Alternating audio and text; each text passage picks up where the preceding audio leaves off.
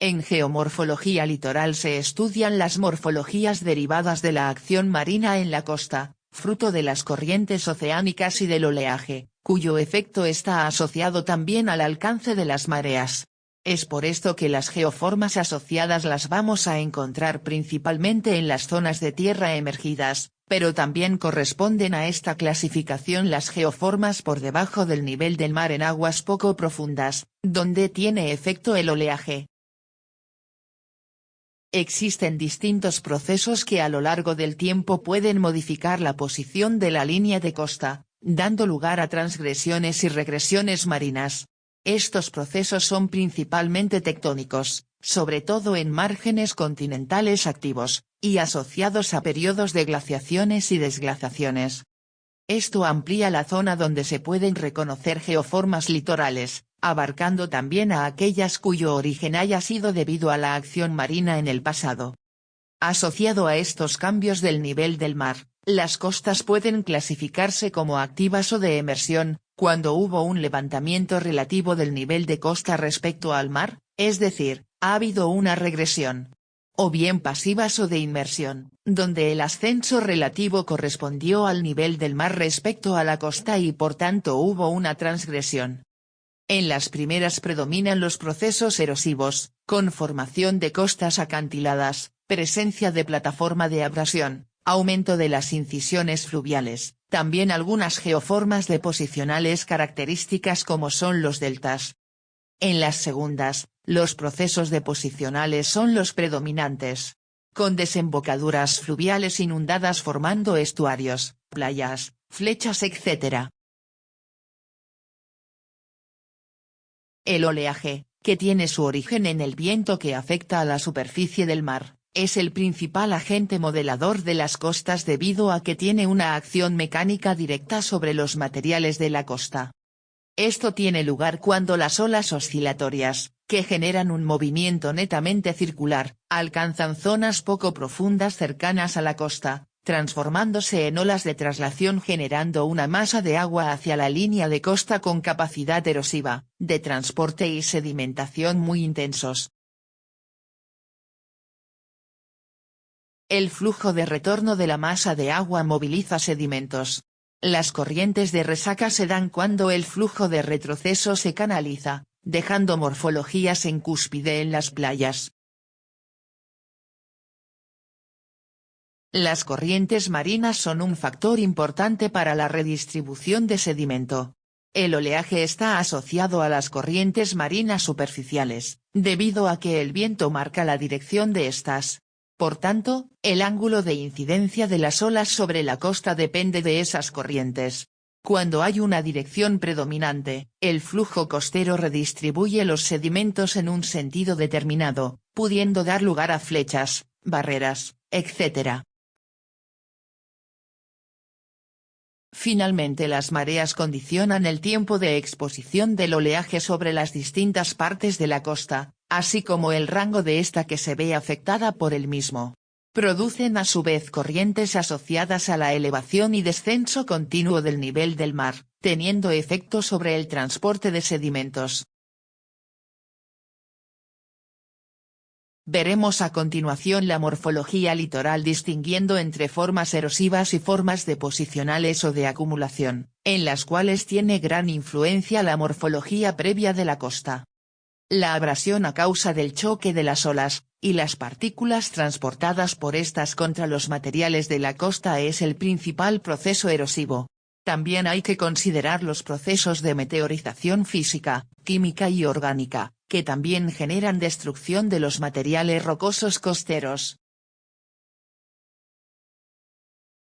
Los acantilados son una de las geoformas erosivas más características en estas condiciones. Se pueden definir como laderas abruptas que limitan la línea de costa.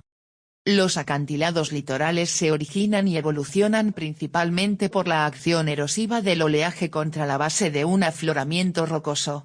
A medida que progresa la erosión se genera un nicho basal, es decir, un entrante en la base del acantilado. Las rocas que quedan en voladizo sobre el nicho llega a un punto en el que se desmoronan. La repetición de este evento hace que el acantilado retrocede progresivamente. Este proceso va dejando una superficie erosiva relativamente plana en la roca, coincidente con la zona intermareal, la cual se denomina plataforma de abrasión o rasa marina. Las plataformas de abrasión pueden ser horizontales o tener una ligera inclinación mar adentro. Sobre ellas se pueden dar acumulación de depósitos sedimentarios o generarse otras formas erosivas, como los pilancones, que son depresiones circulares cóncavas de fondo plano y dimensiones muy variables, que se forman por la acción del oleaje, favorecido por la presencia de cantos acumulados en las hendiduras que van erosionando en la vertical. De morfologías similares son los cuencos. A diferencia de los pilancones, en su fondo no presentan acumulaciones detríticas, siendo otros procesos como la disolución, la haloclastia, meteorización orgánica y la abrasión marina en zonas de debilidad los mecanismos responsables de su formación. Los perfiles de los acantilados están condicionados por un control litológico y estructural. Por ejemplo, el buzamiento o manteo de los estratos condiciona sustancialmente la morfología de los mismos y de las plataformas de abrasión. La existencia de diaclasas abiertas y otras fracturas actúan como zonas de debilidad que favorecen la erosión. La acción mecánica del oleaje provoca incisiones que pueden dar lugar a la formación de estructuras como arcos así como cuevas y pilones o farallones. Cabe destacar los procesos de erosión diferencial en ambientes litorales, donde los materiales más resistentes son menos erosionados y generan relieves a distintas escalas. Por ejemplo, la existencia de planos de diaclasas mineralizados o la presencia de nódulos o concreciones en la roca afectada por la erosión. Los escollos son salientes rocosos en la costa que pueden estar emergidos o ligeramente sumergidos, y perduran al ser relativamente más resistentes al embate del oleaje. A una mayor escala, la erosión diferencial causa la formación de caletas o ensenadas donde el mar penetra en mayor medida hacia tierra, favorecido por la presencia de materiales menos resistentes en la costa, mientras que está restringida lateralmente por litologías más competentes. Esto le confiere una morfología semicircular o en media luna, donde se ven favorecidos los procesos de sedimentación. Un concepto similar pero a una escala mayor corresponde a las bahías, donde en ocasiones la apertura de esta con mar abierto es más angosta que el propio cuerpo de agua que cubre la bahía. La meteorización química es especialmente importante cuando la litología de los materiales costeros es calcárea. En ese caso hay que sumar a la evolución costera a los procesos de disolución característicos de las rocas carbonatadas que dan lugar a las morfologías kársticas. Además de las geoformas asociadas a acantilados antes citadas, en rocas calizas son frecuentes los bufones. Se trata de simas que comunican la base del acantilado con la parte superior del mismo, causando que cuando el oleaje choca con fuerza contra el acantilado, el agua sube a través de los conductos, saliendo despedida hacia arriba a modo de geyser y produciendo un sonido característico. La actividad orgánica también es notable en las zonas litorales. Los organismos que habitan las costas rocosas generan tanto una meteorización física como bioquímica, alterando notoriamente la superficie de las rocas. Tafoni y panales de abeja son morfologías características en zonas de costa. Los procesos que dan origen a estas geoformas parecen ser combinados entre la abrasión eólica, la haloclastia y la meteorización orgánica.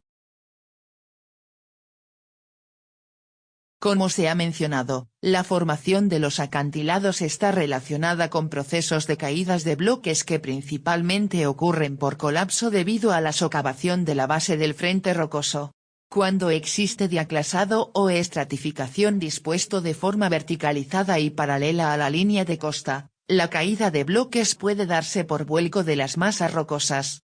La haloclastia, proceso por el cual las sales cristalizan en los poros y fracturas de la roca y causan la rotura de las rocas al ejercer un efecto de cuña, es un mecanismo que favorece los procesos de caída de bloques. En cualquier caso, Estos materiales van a ir quedando depositados al pie del acantilado y con el tiempo pueden ser erosionados, removilizados o retrabajados, pudiendo llegar incluso sedimentos transportados de otros sectores, y acumularse formando playas en la base acantilada. El retrabajo de los materiales procedentes del acantilado da lugar a la generación de cantos rodados, que por acumulación pueden originar playas de cantos, dependiendo de la energía y de los aportes de sedimentos de las corrientes, con mayor o menor medida de arena y bioclastos. Las playas son acumulaciones de arena o grava situadas en el límite entre mar y tierra. El origen de los sedimentos puede ser fluvial, proceder de la erosión de los acantilados, sedimentos del fondo marino removilizados, transporte eólico e incluso deposición antrópica. Las corrientes y el oleaje van modificando la morfología de estos cuerpos. Otros depósitos principalmente arenosos en las zonas costeras son las flechas o restingas.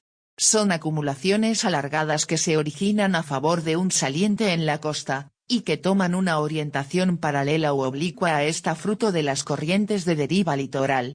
Es común también que aparezcan en la desembocadura de estuarios y deltas, asociadas al aporte de sedimentos del río.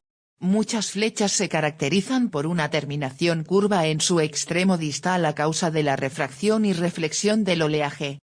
Cuando estas barras de sedimentos no tienen contacto con ningún punto de la costa se denominan islas barrera, mientras que si cierran en su totalidad o casi un entrante en ensenada o bahía se denomina barreras o cordones litorales, y están asociados a morfologías como las albuferas o laguns. En ocasiones un banco de arena une la costa con una isla o islote o incluso un escollo. Esta morfología se denomina tómbolo, y se forma asociado a las corrientes de deriva litoral. Las dunas costeras también son un depósito muy característico en ambientes litorales, y su génesis se debe a la acción del viento removilizando las arenas procedentes de la playa u otros depósitos similares. Estas se acumulan por encima del nivel de marea alta y son muy activas, por lo que cambian con rapidez en breves periodos de tiempo, pudiendo verse erosionadas por mareas de tormenta y la acción antrópica.